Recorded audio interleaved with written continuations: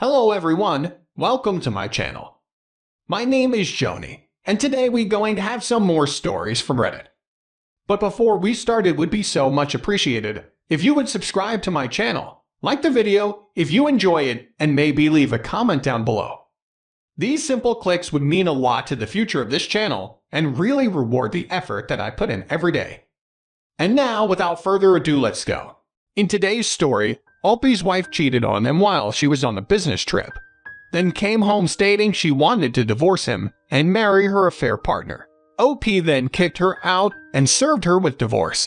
Now, let's get into today's stories. I'm living in a foreign country for work, so I don't have many friends here and certainly no family. My wife went away to work somewhere more exciting for a few months, and she came home 2 days ago and told me our marriage was over. She's had some mental health problems in the past, and she apparently met someone who could better support her through them. So a 9-year relationship, 2-year marriage is gone. Now I feel like crap. 2 days ago, she came home. I had the flowers, her favorite food, everything ready. She walked in the door and told me we were done. I was destroyed. Yesterday, I would randomly break down probably 3 or 4 times. Today I'm sure I have 1 or 2 of those breakdowns still ahead of me and 1 behind me. I'm talking to lawyers, but we are both foreigners to the country, so lawyers are looking into it before committing to the paperwork.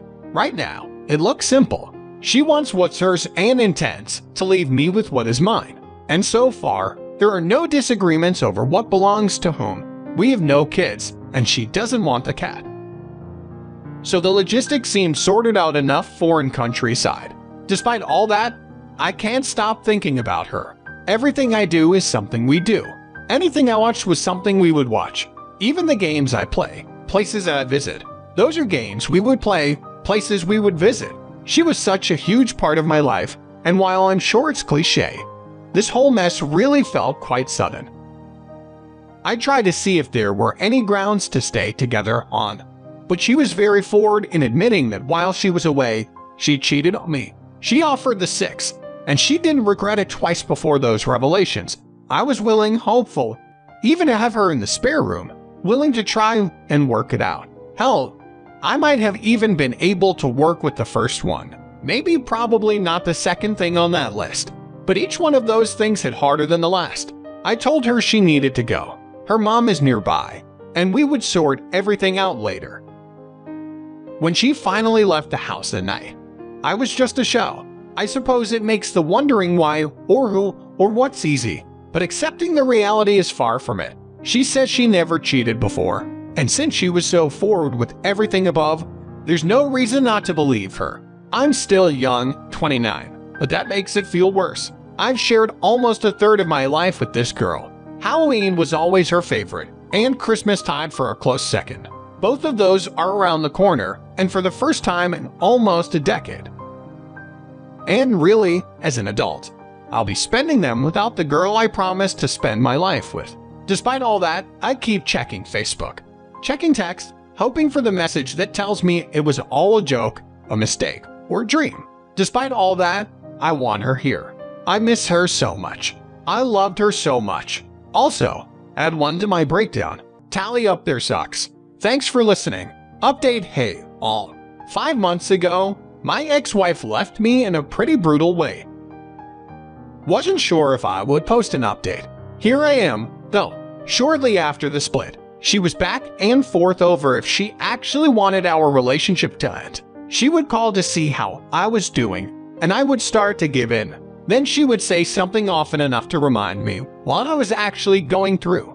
Conversations ended when I would just ask for info I was missing for the lawyers. Eventually she said she would not talk to me, but only through the lawyer.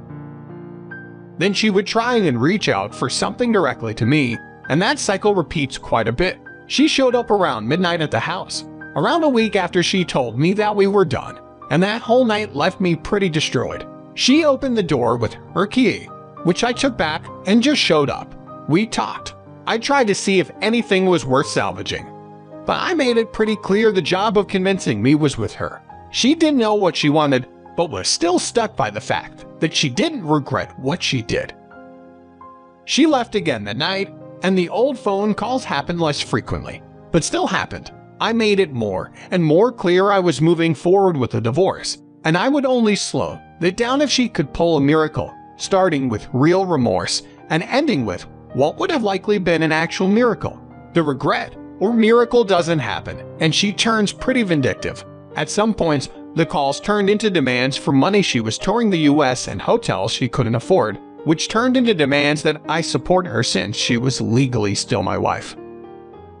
None of them worked out for her very well, but still got to me. Now I'm just waiting for the call from my lawyer confirming everything is complete. The agreements, documents, payments, etc. were sorted out by the end of December. The unfriending and unfollowing of her and her family was by January. I forgot about her mom until I saw a random post on Facebook. I just need confirmation the courts are done. I've recently turned 30 and I'm still living in my not home country, so I've been hesitant to go out much. The worst part though, 100% the worst part are the dreams. Being with her, happy in all sorts of awesome places, waking up beside her, seeing the smiles, only to actually wake up in the dark and alone. That is the part that killed me, and while happening, less still kills me. I wish the dreams would stop, or I would wake up from the crappy 5-month one I've been having. I don't know when I'll start looking at relationships again. I've become pretty introverted, to be honest. The upside is my few friends are good at dragging me out when I should be out, but most of them are happily married, which isn't always what I want to be around. It's hard to replace someone you love with all your heart, as much as I wouldn't mind getting on with that part. Anyways, thanks for the kind words so far. Appreciate all your faces. In today's second story, OP found out that his best friend cheated on him with his girlfriend of 2 years and needs advice on how to proceed. Now let's get into the story. I don't want to be too detailed in case one of them finds this post, but long story short, my BFF confessed to me a few weeks ago that he had slept with my girlfriend of 2 years. Initially, it went as you would expect. I slugged him in the head, went home, threw all my ex's garbage outside in the rain and told her to come get it. I didn't even hear what she had to say because I honestly didn't care. Our relationship was done.